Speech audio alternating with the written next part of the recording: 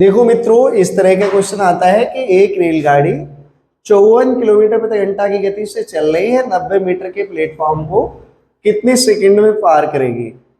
तो ऐसे में हमेशा याद रखिए 90 मीटर का प्लेटफॉर्म है, ठीक है। स्पीड यहाँ दी गई है मेरे भाई, स्पीड कितनी दी गई है 54 किलोमीटर प्रति घंटा, ठीक है, किलोमीटर पर आवर। और टाइम कितना दिया गया है 90, टाइम नहीं दिया गया है, ये डिस्टेंस दी गई है। कितना दी गई है डिस्टेंस 90 मीटर की। अब वो कह रहा है टाइम आपको फाइंड आउट करनी है। आप जानते हैं, क्या जानते हैं, स्पीड बराबर डिस्टेंस अपॉन टाइम होता है। तो आप टाइम बराबर निकालेंगे तो डिस्टेंस यानी टाइम बराबर क्या हो जाएगा, स्पीड इनटू टाइम हो जाएगा। अब आपको स्पीड दी गई है, कितनी दी गई है, यहां तो दी गई है डिस्टेंस, क्या दी गई है डिस्टेंस। ये फार्मूला लगाने की वैसे जरूरत नहीं है क्योंकि उसने डिस्टेंस तो दे ही दी है। क्या दे दी है, डिस्टेंस। तो टाइम बराबर आपका क्या होगा, डिस्टेंस अपॉन स्पीड। क्या हो जाएगा, डिस्टेंस अपॉन स्पीड। डिस्टेंस कितनी दी गई 90 मीटर। याद रखिएगा, यही गलती करेंगे, ये 90 मीटर है और ये है किलोमीटर प्रति घंटा में। अब इसको आप किस में करेंगे, मीटर प्रति सेकंड में। तो 5/18 से क्या करते हैं, मल्टीप्लाई, जो हमने पहले बताया है। इससे इसे काटेंगे, कितना हो जाएगा 18 3 जा 54, और इससे काटेंगे 3 3 जा 9, और इससे क्या हो जाएगा भाई 5 6 जा। तो टाइम कितना लगेगा, 6 सेकंड का समय लगेगा 90 मीटर के प्लेटफॉर्म को पार करने में। यानी 54 किलोमीटर प्रति घंटा की रफ्तार से चल रही है, डिस्टेंस हमारी दी गई है 90 मीटर, तो टाइम जो लगेगा वो 6 सेकंड लगेगा। क्यों लगेगा, 54 को आप क्या करेंगे 5/18 से मल्टी, क्योंकि किलोमीटर प्रति घंटा में दी गई है, ये मीटर में दिया गया है, तो आपको किस में बदलना है, मीटर प्रति सेकंड में। तो 6 सेकंड में 90 मीटर के प्लेटफॉर्म को पार करेगी। मैं समझता हूं ये सवाल समझ में आया होगा। राहुल किसी दूरी को 8 घंटे में तय करता है, यदि आधी दूरी को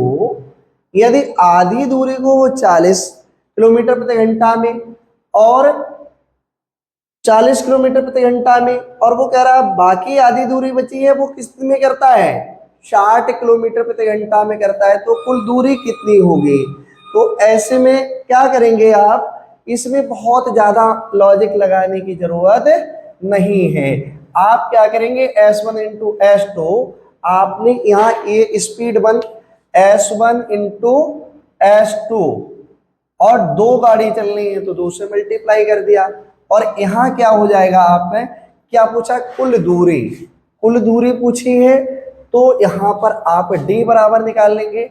और यहाँ क्या हो जाएगा मेरे बच्चे, S1 प्लस S2।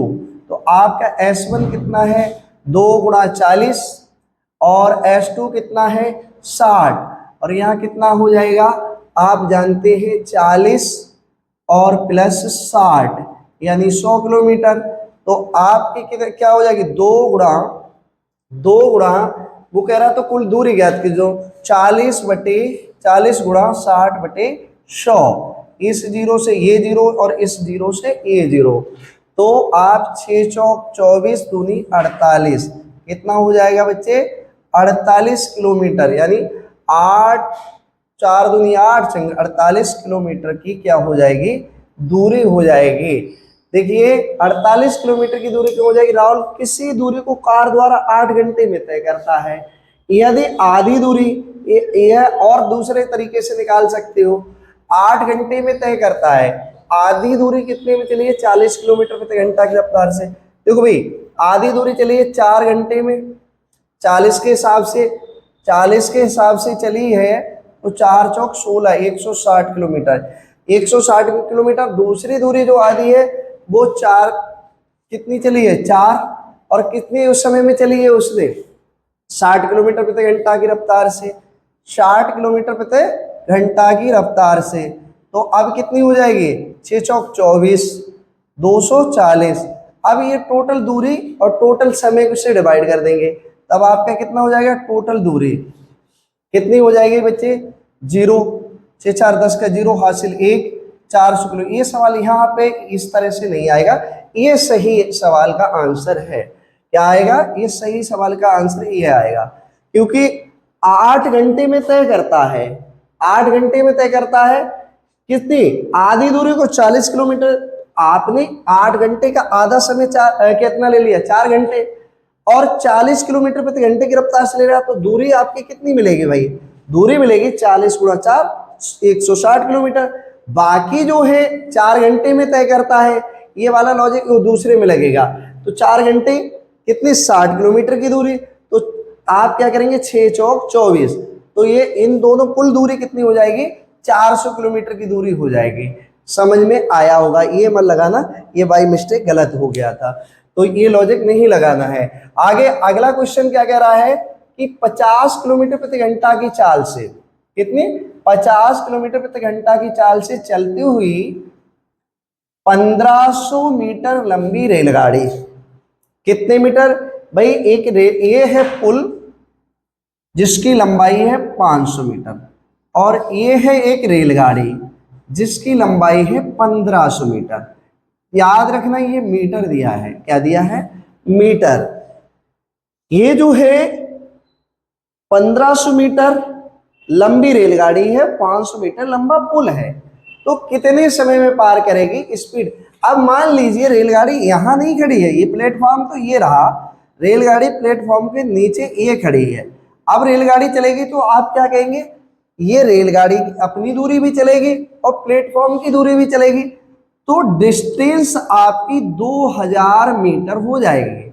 2000 मीटर का मतलब आप जानते हैं 2 किलोमीटर।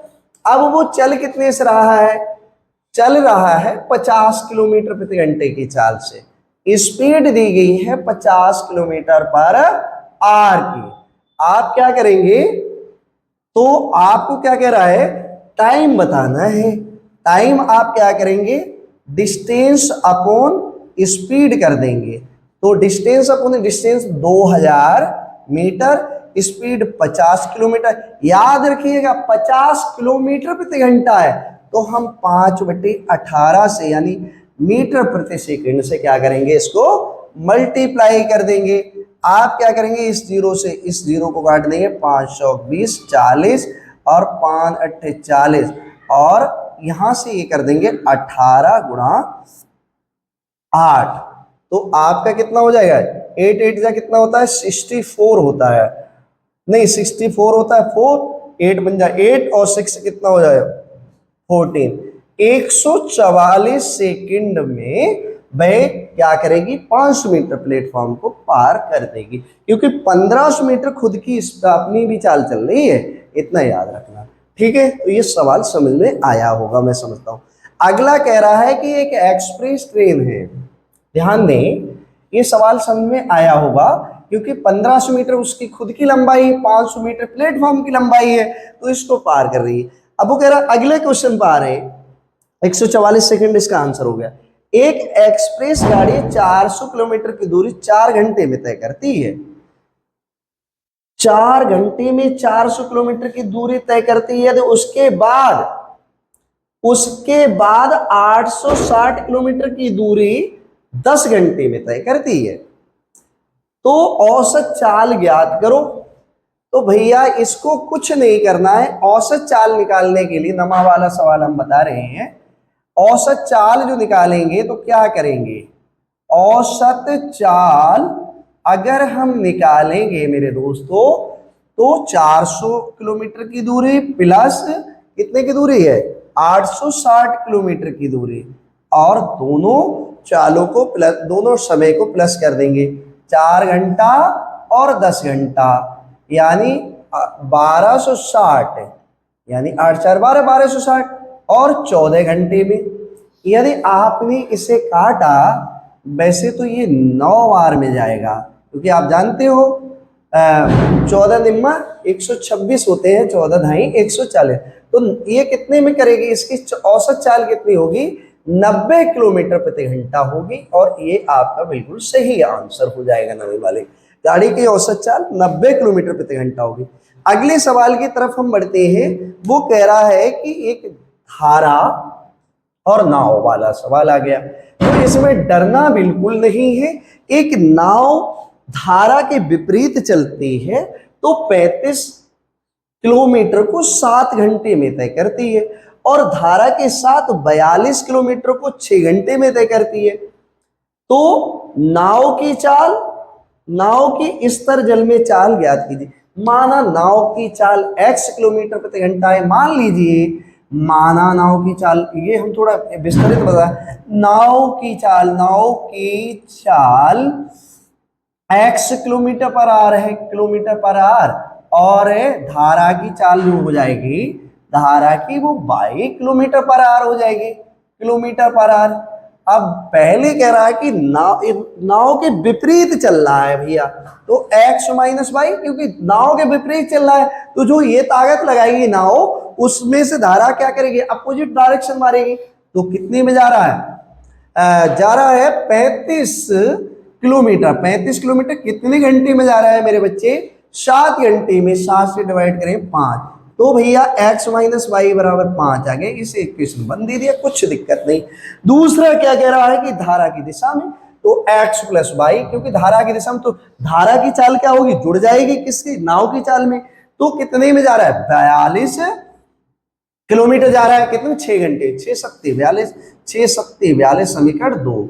आप जानते हैं x माइनस वाई बराबर 5 और x प्लस वाई बराबर 7। 10वीं क्लास में खूब पढ़ा होगा। इससे ये काट दिया, 2x बराबर कितना हो जाएगा, 12, तो x बराबर 6, यानी x बराबर 6 किलोमीटर प्रति घंटा नाव की चाल है भैया।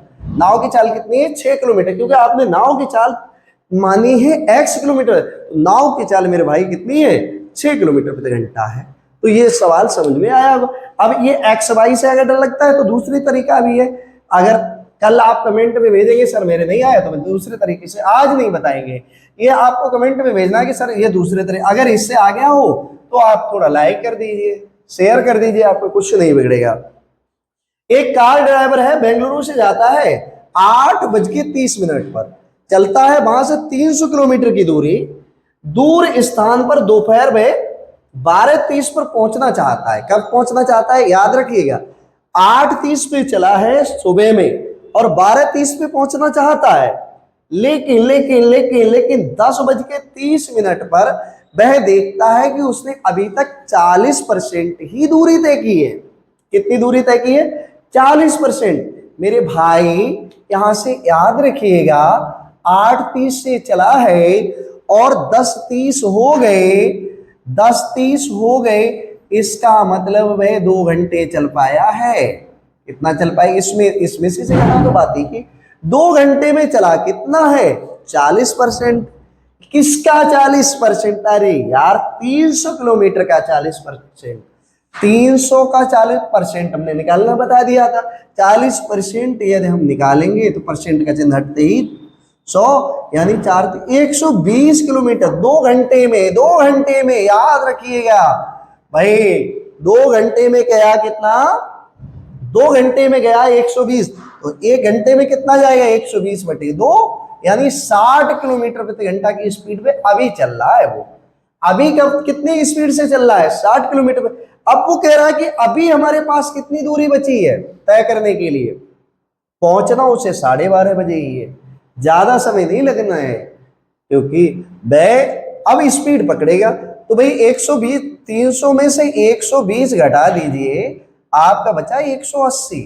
180, अब टाइम कितना बचा है, 10:30 तो बज गए हैं, 11:30, 12:30, यानी 2 घंटे में ये 180 की दूरी को 2 घंटे में तय करेगा। तो 90 किलोमीटर प्रति घंटा की स्पीड ऑब्वियसली बढ़ानी पड़ेगी। अब वो कह रहा है कितनी स्पीड बढ़ानी पड़ेगी, भाई साहब, पहले वो चल रहा था 60 किलोमीटर प्रति घंटा की स्पीड से, लेकिन अब चल रहा है 90 किलोमीटर प्रति घंटा की स्पीड से। 90 में से 60 को घटा देंगे तो 30 किलोमीटर प्रति घंटा की स्पीड उसे बढ़ानी पड़ेगी। और आप क्या करेंगे, गलती कर बैठेंगे, जैसे दिल गलती कर, 90 का ऑप्शन देखते टिक लगा देंगे और यह आंसर गलत हो जाएगा, क्योंकि वो कह रहा है कि सही समय पहुंचने के लिए कार की गति कितनी बढ़ानी होगी। इस समय 60 किलोमीटर प्रति घंटा की रफ्तार से चल रहा है और अब उसे कितनी कर 90 हो गई है, तो 30 किलोमीटर प्रति घंटा की रफ्तार उसने बढ़ाई है, तब वह 12:30 बजे पहुंचेगा। Thank you.